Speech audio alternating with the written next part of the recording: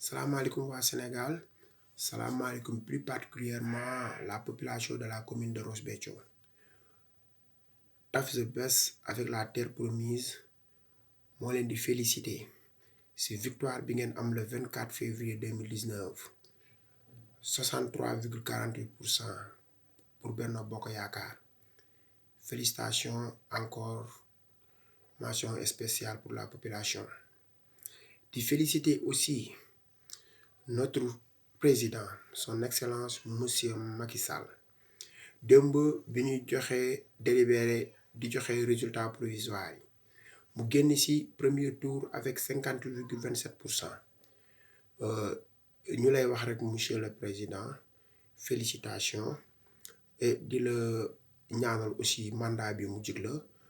lépp loo ci bëgg aussi yàlla defal la ko projet yoo ci sumb aussi nga réussir ci à 100%. bu ñu jógee foofu nag dañuy ñëw ci débat bi nekk aujourd'hui on parle de deux leaders politiques à Ross Béthio. Donc le premier leader il s'appelle Amadou Bekay Diop, il est le maire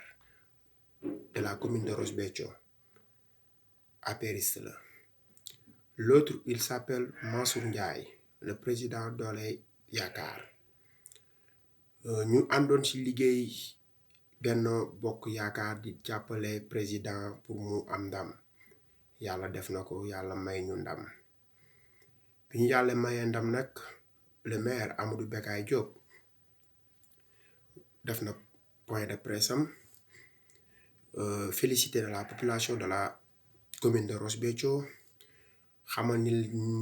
nit ñi aussi que la population gën nañu en masse voté moo tax le président gagné. bu mu paree ci loolu un élément de Amadou Bekay il s'appelle Gora Gaye, c'est un leader politicien à Njorna moom aussi am na ay kàddu yu ci sànni mais dañ fay teg baaraam après daañ ci revenir. bu ñu jógee foofu dañuy dem ci le président Dolay Yaakaar Mansour Ndiaye moom tim comme ni ko maire defee noonu la ko defee def na point de presse am woo na la presse waxtaan félicité na la population de Ross Béthio mais aussi xamal nit ñi que benn quartier bu nekk ci Ross Béthio bu tudd Njorno bi ñuy def élection yi depuis pouvoir opposition rek mooy gagné foofu noonu moom nag bu mu ñëwee ren ci langue gi jàppale le président de la république liggéey bu mu war a def daka def foofu noonu loolu moo tax nee na Njorno ñu gagné ko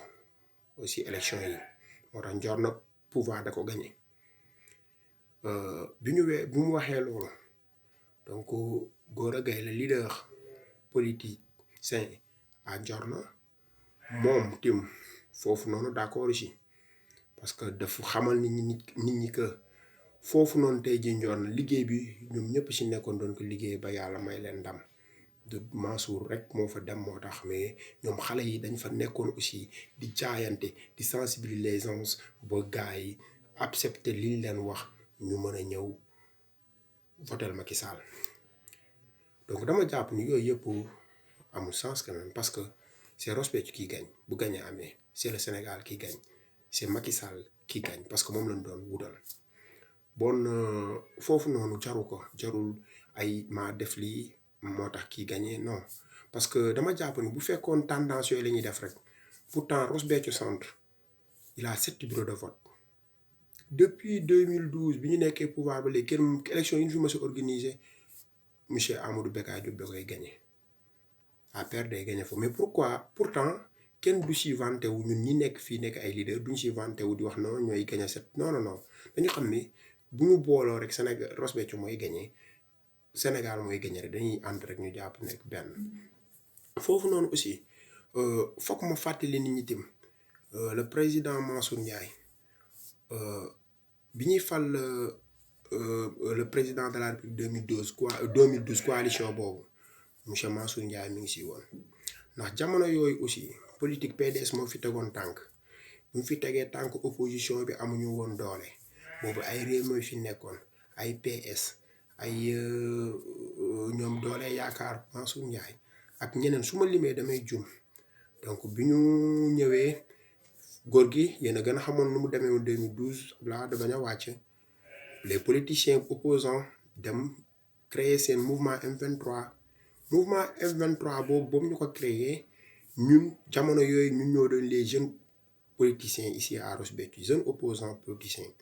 boobu Mansour Ndiaye tamit mi ngi amee ay élèves ay jeunes tamit ñoom Ablaye Diop ñoom Lamine Gueye su ma limee damay jum ñun boobu ñoo fa nekkoon si réew mi ñoom Sader ñoom Kital je pense que y avait beaucoup de jeunes soo limee rek mën nga bàyyi te bu boobaa frustration dafay am mënu lim ñëpp. Donc bi ñu defee loolu mouvement M23 boobu chaque localité après am na marche bu ñu doon def dëkk bu nekk da nga ko doon def nañ ko fii à Ross Béthio ñoom Mansour Ndiaye ñëpp ñëwoon nañu opposition yàlla def ñu def que bu parti au pouvoir moo fi nekk mais élection yi bu ñu ñëwee yóbbu Macky yóbbu maître Abdoulaye deuxième tour l'opposition boole coalisé ñu jàppale Macky Sall yàlla def mu jàll 2012 yooyu boobu Mansour mi ngi si biir parce que Mansour boobu AFP la nekkoon coalition aussi Moustapha Niass foofu la nekkoon mais lu tax mu retiré wu après bi ñu gagné je ne sais pas xaw ma yan raison moo tax donc bi ñu dem deuxième tour aussi le maire Amadou Bekay Diop si la jógee Dakar ñëw pour jàppale Macky Sall deuxième tour yi indi ay moyens aussi moyens yooyu ñu bokk ànd ak moom ànd ak lépp mu ànd ak ñun opposition bi ñu ànd di xeex ba yàlla def ñu am ndam mu neexoon trop loolu tim foog ñu fàttali ko nit ñi foog ñu fàttali ko tim Mansour mi ngi woon si combat boobu noonu mais après su génnee demoon na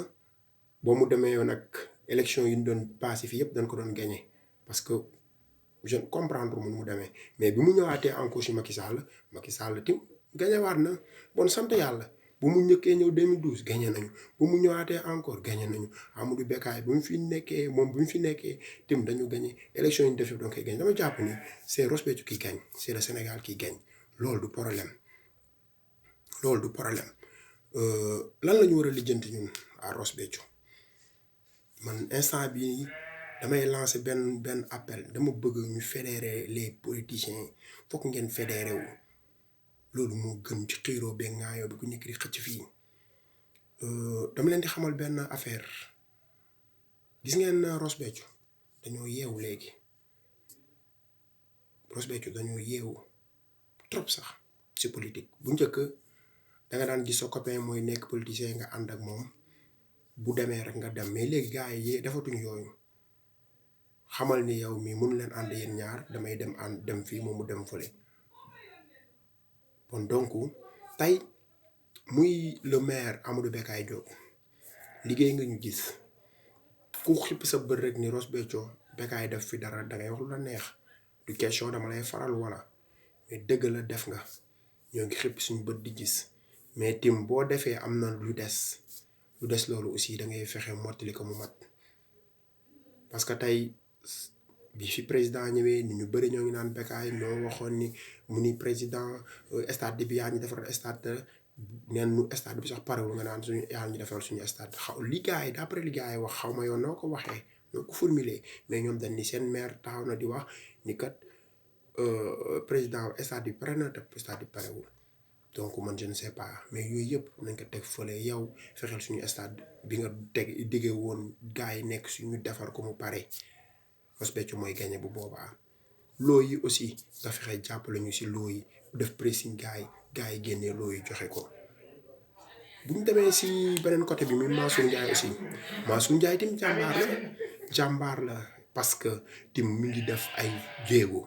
ñu ngi jox financement bi les femmes bien vrai que ni ñun suñu bopp aussi mais dañ koy dégg ñu koy wax bon kooku tim geste à saluer la dañ lay saluer loolu monsieur Mansour Ndiaye bon comme y a deux travailleurs ku si nekk da ngay bëgg a def mais pourquoi mun leen fédéré wu moo gën xiyoo beeg ñaayoo bi maa tax fii gañe maa tax fii fédéré wu leen parce que la jeunesse loolu la bëgg ma leen di waxaal beneen affaire Macky Sall gañe na Bekay le maire de Ross Béthio directeur des équipements scolaires nga nekkoon nomination di nga ko am parce que seen pourcentage bi ngeen am baax na Mansour Ndiaye li nga def ba relier si bi ngay waxtaan ak le président kenn xamul yéen ñaar la woon mais su fekkee dala dig nomination sa nomination dana leer parce que effectif pourcentage bi nga am baax na bon nomination yooyu ngeen am yépp tey si ban base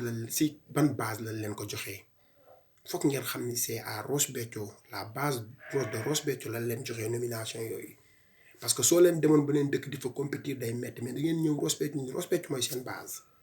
bon comme Ross Béthio mooy seen base jeunesse bi conscient ànd ak yéen votel le président Macky Sall bon bu boobaa yéen waru leen xiiroo ŋaayoo da ngeen war a nekk benn ngeen di waxtaan ngeen dem jëli affaire yi indi mais affaire yi indi mooy lan tey jii jeunesse bi dafa am lu ñu soxla mooy lan mooy insertion emploi loolu mooy suñu problème y a des jeunes yoo xam ne dañoo jàng yore seen ay diplôme toog fii di taxawaalu pourquoi pas mun leen lijjantil ay injection y a des jeunes yoo xam ne tey jii dañoo am seen métier yi qualifié mënuñu am fu ñu liggéey pourquoi mënuñu leen lijjantil fu ñu nekk y a des jeunes yoo xam ne tey jii ñoo ngi toog yore seen ay projet bëgg liggéey ku leen financé mënuñu ko am pourquoi mun leen toog waxtaan ci loolu tey jii dimbali leen la terre promise notre concept c'est ça on a créé le mouvement terre promise c'était juste pour ñu jàppale les jeunes ñu liggéey loolu kese la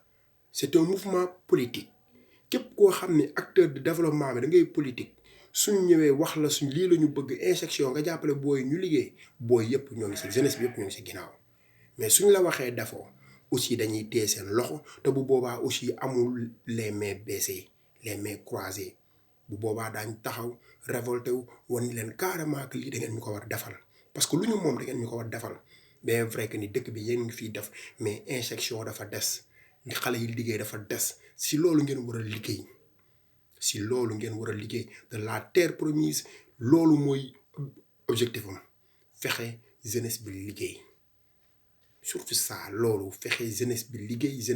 liggéey donc nag message bi ma leen di lancer nous voulons que ngeen fédérer la terre promise veut que Mansour Ndiaye le maire Amadou Bekkaay ngeen joxante loxo ngeen waxtaan parce que tey jii divergence yi daf si trop dafa bëri te nag bu divergence bëree ndaw yi duñu xam fu ñu jëm